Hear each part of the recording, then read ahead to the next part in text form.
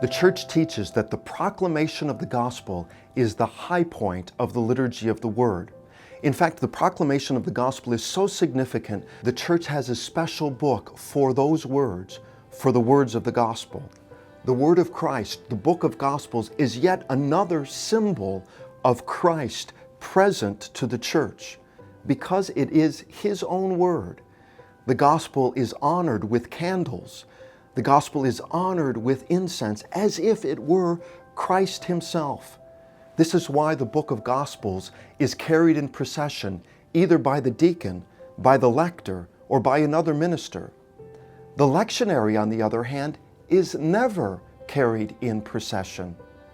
The book of Gospels is so unique that it is laid on the altar, laid flat on the altar. The altar of Christ receives the word of Christ.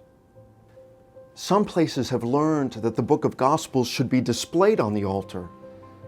But let's be clear, there is no directive in the liturgy of the Church that says the gospel book should be put on display.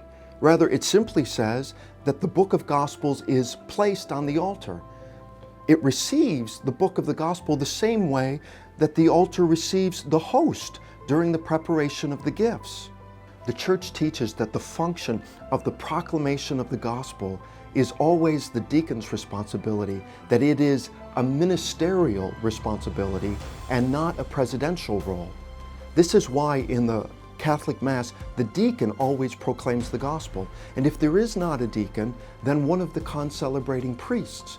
And it is only a last resort that has the priest celebrant proclaiming the gospel. The book of Gospels, the repository of the word of Christ, is honored with incense and candles. Let us also reverence the book, receive the word of Christ into our hearts, and grow in the likeness of Christ.